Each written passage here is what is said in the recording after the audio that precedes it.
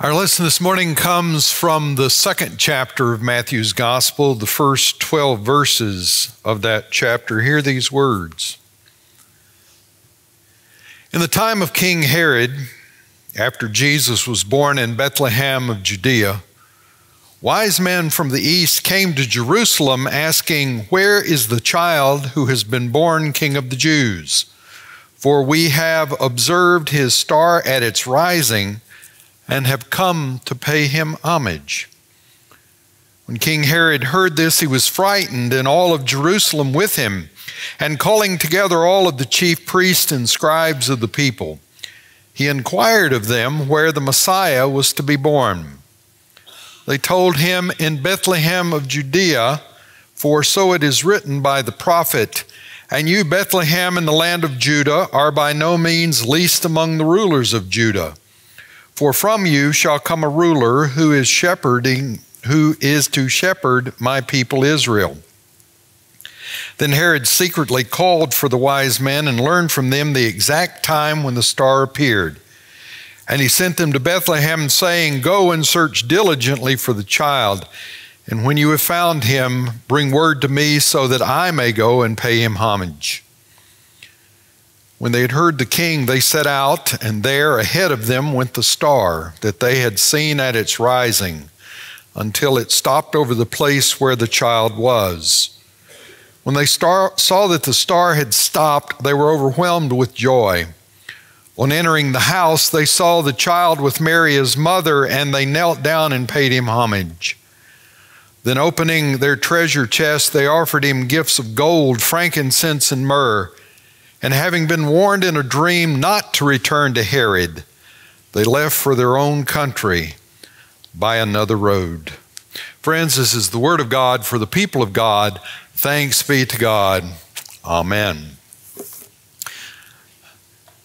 The wise men or magi are disciples maybe of those Hebrews who were in Palestine during what we call the captivity, the Babylonian captivity. They knew about the prophets that a king was to be born among the Jews, and they searched the heavens for signs that he had come. And the wise men carried out their task. They saw the star, they followed the star, they worshiped the king. Now, unfortunately, we preachers don't treat the wise men very nicely because we basically ignore them, because by the time they get to us in the lectionary reading, it's Epiphany. And the trees are gone, and the candles are gone, and the hymns are gone, and Christmas is gone. And why are you talking about these wise men who came and worshiped baby Jesus? Because they didn't come and worship baby Jesus. I am forming a committee.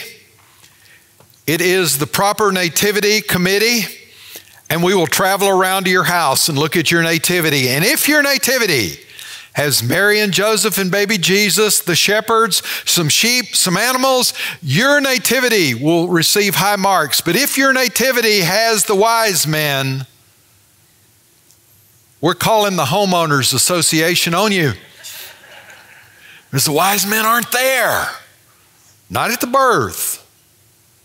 They come later, but again, the church doesn't know what to do with them. They finished their task, their calling, their vision.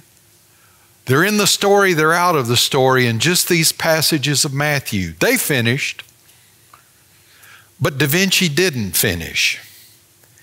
In 1480, Leonardo da Vinci was commissioned by a group of monks in a monastery in Florence for a painting to go above their altar. They had a very specific painting in mind. They wanted the adoration of the Magi. And so they told Leonardo, "Give us our painting. Do you have a picture of the painting?" Watch what happens. Ah, there it is. 8 foot by 9 foot, or feet if you want it. He started it in 1480. He did The yellow ochre, he did the ink, but he didn't finish it. And the monks kept saying to him, Leonardo, when's our picture going to be finished? And he would give excuse after excuse after excuse. And he moved from Florence to Milan so he didn't have to worry about the monks anymore. And the monks had to commission someone in 1496 to come in and redo it. But this painting is considered one of Leonardo da Vinci's greatest works of art, and yet it's unfinished. How about us? Our greatest masterpieces often lie unfinished. We start a kitchen project. We're going to remodel the kitchen. We're going to do it ourselves too. And we start gripping and ripping and pulling stuff out. And, there's sawdust and there's sheetrock dust and there's all kinds of dust. Meantime, as we were pulling one of the panelings out, we grabbed too much and we ended up pulling a whole electrical circuit loose. Some of you done that. Or you cut into plumbing. Did that too. Or the appliance you thought was going to go right here. No way that appliance will go. And so our great resolve, our great vision is interrupted. Or you decide you're going to get up early, so you can come to the 6 o'clock prayer meeting starting on January the 8th. Yes, that's when it would be. The first one would be. You make this resolve. You are going to do it. You want to go pray. And the early morning texters get you. Text messages that come before 8 o'clock in the morning are never good news.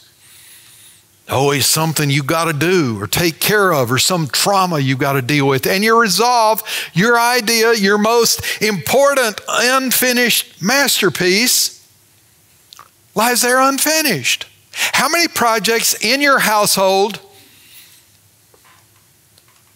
are not finished? Do you know how many spouses just looked at the other person in their seats? I saw it. Not finished. I bet there will be some project worked on this afternoon. The 1968 Summer Olympics were held in Mexico City. And Tanzanian John Stephen Akwari was a marathon runner for his native Tanzania, and he, along with 57 other runners, started the marathon. A marathon is 26.2 miles. Akwari got to about mile 11, and he was jostled by some other runners, and he fell. He took all the skin off of one of his knees. He dislocated a shoulder. And he lay there on the ground, writhing in pain for quite a while, but he decided he would go ahead and get up and try to finish the marathon. The winner of the marathon in 1968 at the Olympics, the winning time was 2 hours, 20 minutes, and 56 seconds. The camera crew had left the stadium. They had gone to the presentation of the medals event. They had done that. They were packing up from that, and somebody said, there is a runner, one more runner coming into the stadium. And it was Akwari. His finishing time was 3 hours, 25 minutes, and 27 seconds. They all knew he had fallen, but they thought, well, he just got up and went to the hotel or to the team venue. He's not going to finish. And so one of the questions the sports writers ask him is why, being in so much pain, which he obviously was, why did you finish? Akwari said this: my country did not send me 5,000 miles to start a race. They sent me 5,000 miles to finish a race. The writer of Hebrews says, because we're surrounded with so great a cloud of witnesses, let us run with perseverance the race that is set before us, looking to Jesus, the author and finisher of our faith. Let us run with perseverance. Perseverance means that we keep going. We keep plugging away. We don't quit. And we don't stop. Paul said it this way, let us not grow weary in doing what is right, for we will reap a harvest if we do not give up. Da Vinci couldn't finish a lot of his works. In his lifetime, several entities commissioned works for him. And he would take the money and he would do some sketches, but so many of them he never finished. Something always popped up. Something always happened to knock him off of his path. But you and I are called to have the perseverance of the Magi, to keep following Jesus. Or if you want, to keep following the star that points to Jesus until that task for us is completed. Eugene Peterson talks about the long obedience in the same direction. We keep plugging away. We keep praying. We keep reading Scripture. We keep doing the things God has called us to do until He calls us home. We practice perseverance. It's not easy. We had a bishop in Louisiana that always wanted reports, would always ask for these lengthy monstrosities of reports, footnoted and bibliography. And then when she'd given you the assignment of writing the big report, she always said, but I don't want to read the report, I want the executive summary. And that's our world. Give it to me in 30-minute segments. Give it to me in sound bites that I can digest. Don't make me deal with the whole story. Just tell me what's my part. Church tradition knows the three wise men as Balthazar, Melchior, and Gaspar. That's church tradition. A fellow named Henry Van Dyke in the 1890s wrote a short little novel entitled The Fourth Wise Man. And it tells the story of Artaban, the fourth wise man. The three that church knows about are from Babylon. Artaban was from Persia. And I want to borrow Van Dyke's story a little bit to illustrate this idea of perseverance. These magi were watching the heavens for the sign that the King of the Jews would be born, and they saw it. And they had agreed upon a meeting place that was about 10 days' journey for Artaban. And from that, they would gather and they would go to Jerusalem and they would worship the King of the Jews. And Artaban sold all that he had and he purchased 3 gems. He purchased a sapphire, a ruby, and a pearl. Gifts he was going to give to the king. So he set out with his horse, and he and his horse were making great strides. He was pushing the horse for as much as the horse could do in a day, and he got to that 9th day. And it was evening time, and they were coming on to this palm grove, and the horse suddenly stopped and sniffed the air anxiously. And Artaban saw in the shadows of the night a figure laying right across the road. And Artaban figured it was one of those people who was so unfortunate out in the desert, someone who had died in the journey. So Artaban lifted the reins to move the horse past the figure laying in the road. And he heard the man groan. He was not dead. Magi were also healers. And Artaban knew that he had to push his horse hurriedly to make the rendezvous, to get there to his other friends, and that if he stayed and helped this man, he might miss his friends, and thus the journey wouldn't work out the way he originally planned. But he could not let this individual die alone. So he dismounted the horse and he took his robes and he put the robes across the man, and he began ministering to the man the way his arts had told him to. He brought out his healing herbs and potions and nurtured the man back to consciousness. And he left the man with all of his wine and all of his bread. And he urged the horse onward. They arrived at the place that they had agreed to. And there was no one there. And Artaban looked around and grieved and thought of how fickle fate was. And then he took from his pocket the sapphire, and he knew what he had to do.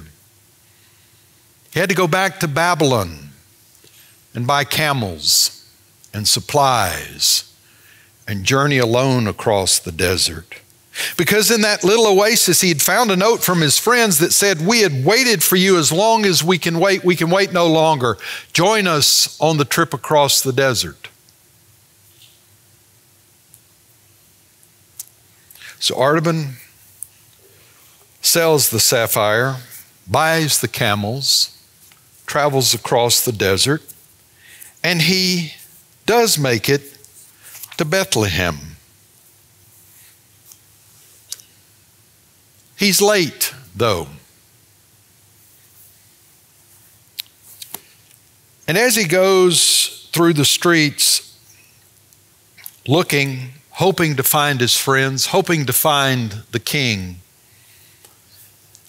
he goes past a little dwelling place, and the doors open, and there is a mother cradling her infant, and she's singing lullabies to the child. And Artaban goes in and he introduces himself, and he asks about visitors from the east, and she said, yes, they've been here. There were 3 of them. They came and they found Mary and Joseph. They found the baby and gave their gifts, and they disappeared as mysteriously as they had appeared. And she said, and we've heard that Joseph has taken Mary and fled to Egypt. Artaban listened and couldn't believe his misfortune. He took the baby from the lady at one point, and the baby just reached up and felt Artaban's beard, and the baby made sweet cooing sounds, and Artaban handed the baby back just in time to hear the screams coming from other parts of the community, screams from homes of mothers saying that Herod's soldiers had come after the children. What was he to do? Artaban went to the doorway as a band of soldiers came hurrying down the street, and the captain approached the house ready to push Artaban to the side, but Artaban did not budge. Suddenly outside, in the midst of the wild confusion, Artaban became perfectly, tragically aware of why Herod's soldiers were there and what that soldier wanted in that house. And Artaban took the ruby from his pocket and thrust it out to the Roman and said, "I'm willing to give this jewel to a prudent captain who will march on." And the captain shouted to his troops, "There's no child here. Let's move on."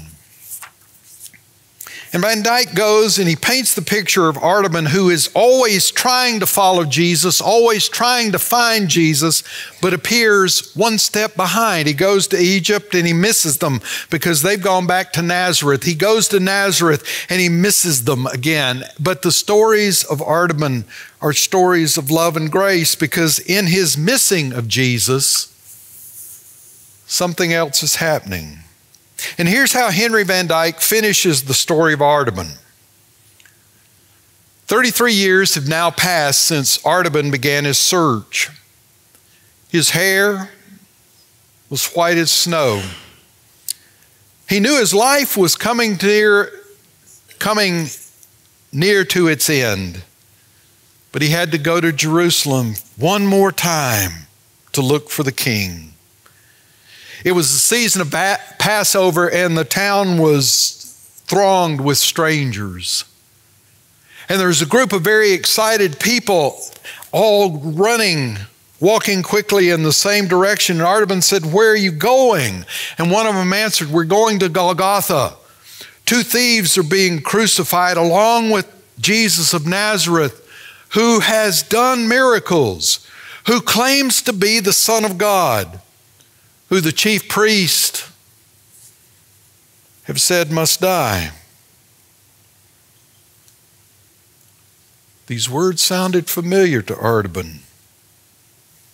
He had looked a lifetime for one who was the king, the Son of God, as it were.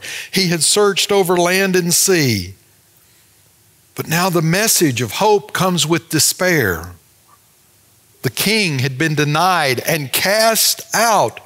Perhaps he was already dying. Could he be the same one that the star pointed to? Artaban's heart beat loudly within him. He thought, maybe, with the pearl, I can ransom him. But as Artaban started toward Calvary, he saw a troop of soldiers coming down the street, dragging behind them a sobbing young woman. As Artaban paused, she broke away from her tormentors and threw herself at his feet, her arms clasped around his knees. "Have pity on me," she cried, "and save me. My father was also a Magi, but he's died, and they're going to sell me as a slave to pay his debts." Artaban trembled again, feeling the conflict in his soul, the conflict he felt in the palm grove, the conflict he felt in the cottage in Bethlehem. Twice the gift he had consecrated for the king had to be used to help a human. And now would he fail again? But it was clear what he must do. He took the pearl and he gave it to the girl. And he said, "This is your ransom, daughter. This will pay your debts." While he spoke,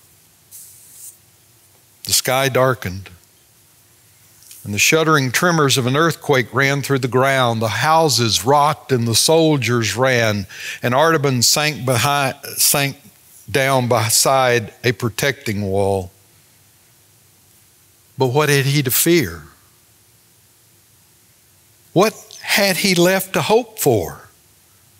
He'd given away the last tribute he had for the king. The quest was over. He failed. What else mattered? The earthquake quivered beneath him, and a heavy tile shaken loose from a nearby house fell and struck him. And he lay there on the ground, breathless and pale. And there came a still small voice through the twilight. It was like distant music. The rescued girl leaned over and heard him say, "Not so, my Lord, not so. When did I see you hungry and feed you, or thirsty and give you drink? When did I see you sick or in prison and come to you? 33 years I've looked for you, but I've never seen your face. I've never ministered to you, my King."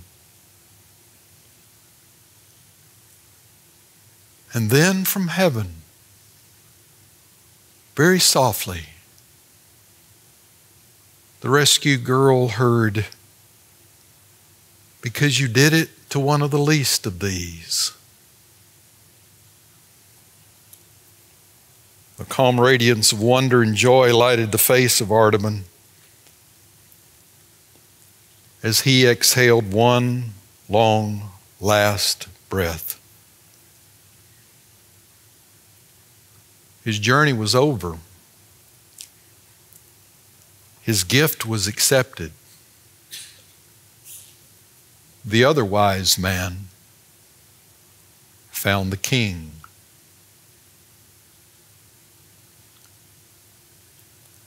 Now, if Henry Van Dyke can imagine that in the 1890s, I want to imagine something for you. That you are the fourth Magi. What gifts are you bringing to the King of Kings? Would you stand and pray with me?